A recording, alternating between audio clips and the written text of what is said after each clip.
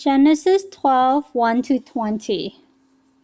The story of God's people begins when God chooses Abram and tells him to go to a land that God will show him. Abraham heeds God's call and departs for Canaan with his wife and nephew and all his possessions. When there is a severe famine in Canaan, Abram travels to Egypt, instructing his wife Sarai to pretend to be his sister. The Lord said to Abram, "I will bless you and make your name famous, so that you will be a blessing." God's call to Abram. The Lord said to Abram, "Leave your country, your relatives, and your father's home, and go to a land that I am going to show you. I will give you many descendants, and they will become a great nation. I will bless you and make your name famous, so that you will be a blessing. I will bless those who bless you, but I will curse those who curse you. And through you I will bless all the nations."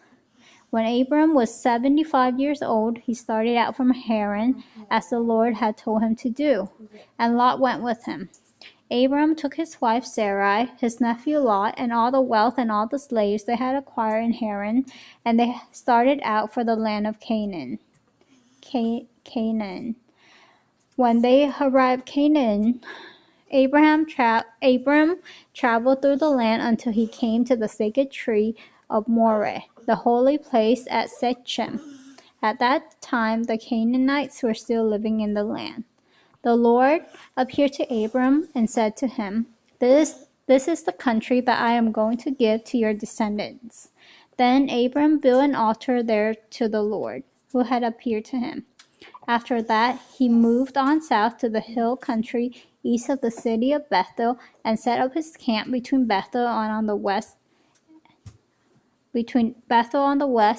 and Ai on the east. There also he built an altar and worshipped the Lord. Then he moved on from place to place, going towards the southern part of Canaan. Abram in Egypt. But there was a famine in Canaan, and it was so bad that Abram went farther south to Egypt to live there for a while. When he was about to cross the border into Egypt, he said to his wife Sarai, You are a beautiful woman. When the Egyptians see you, they will assume that you are my wife, and so they will kill me and let you live. Tell them that you are my sister. Then, because of you, they will let me live and treat me well." When he crossed the border into Egypt, the Egyptians did see that his wife was beautiful. Some of the court officials saw her and told the king how beautiful she was. So she was taken to his palace. Because of her, the king treated Abram well and gave him flocks of sheep and goats, cattle, donkeys, slaves, and camels. But because the king has taken Sarai, the Lord sent terrible diseases on him and on the people of his palace. Then the king sent for Abram and asked him, "What have you done to me? Why didn't you tell me that she was your wife? Why do you say that she was your sister and let me take her as my wife? Here is your wife. Take her and get out." The king gave orders to his men, so they took Abram and put him out of the country, together with his wife and everything he owned.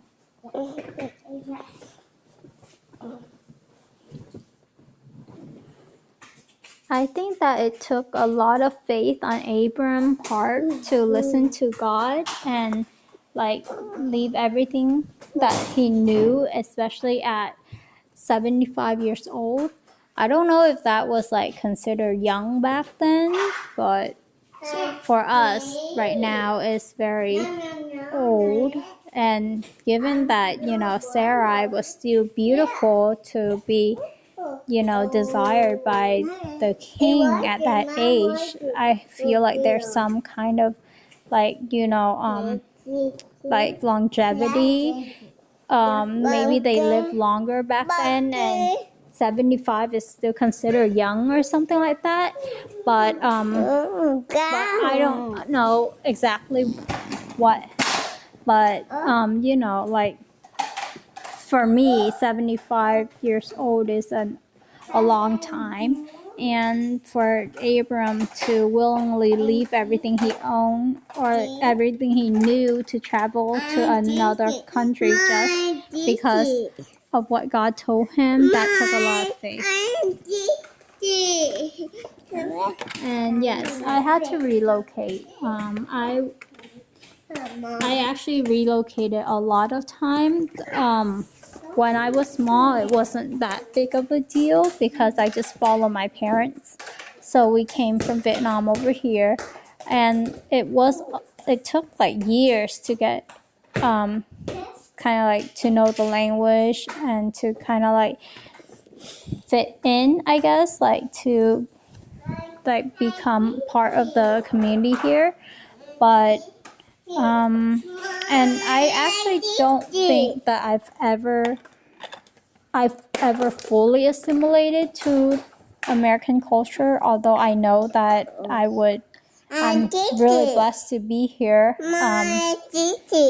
And definitely I would not have lasted if I stayed in Vietnam. I just don't think my personality would be a good fit over there. And I did travel back to Vietnam and I don't like it there. But, like it was easy when I was young, and when I grow old, I had to relocate multiple times for like job and for family matters. And it wasn't too bad because it wasn't like, to another country. But I would imagine it's very hard. So when I was young, I didn't really have any thoughts about relocating. But definitely, like me right now, I would not even go back to Vietnam. And it would be very, very hard for me to, want to... Well, I do want to move somewhere where like there's less people, maybe a slower pace of life. I'm not sure, where there are more people that are similar to me, but definitely not Vietnam. But I don't know where that would be. So, God made to Abram that promises that he will give. Oh wait, that's 7. So it's saying that he will give him many descendants. That Abram's name will be a blessing to anyone who blesses him, and a curse to anyone who curses him. And through him, God will bless all the nations. Yeah.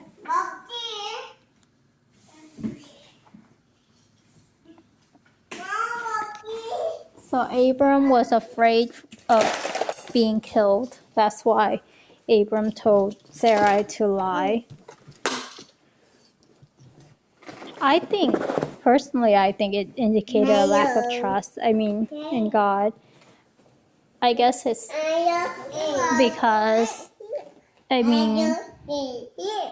he would have known that God already promised him, so he would, live. But I guess at that point he didn't fully trust in that promise yet. So maybe because of the famine, maybe God told him to go to a land, and then that land had famine. But I'm not sure what exactly it is, but I think that to me it was a lack of trust in God, because if he truly believed it, he would be strong in the faith, and he would know that God would protect him through any circumstances, so that God's promises will be fulfilled. And that is, that he will have a descendant. He haven't had a son yet, and that God will bless him. God will protect him.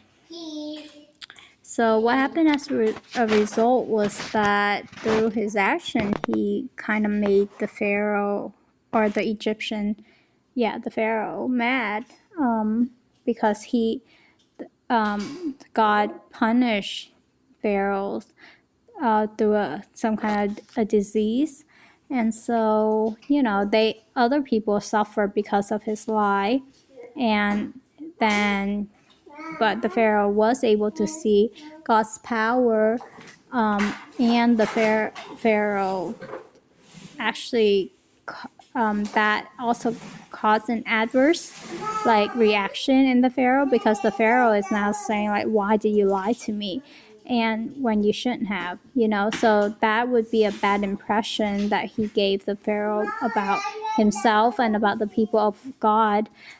So I think there were many things that happened as a result, but I think the main thing that I took from it was that it brought a bad reaction to the Pharaoh, and we shouldn't do that. I mean, in that sense, we kind of are tainting God's name through our actions.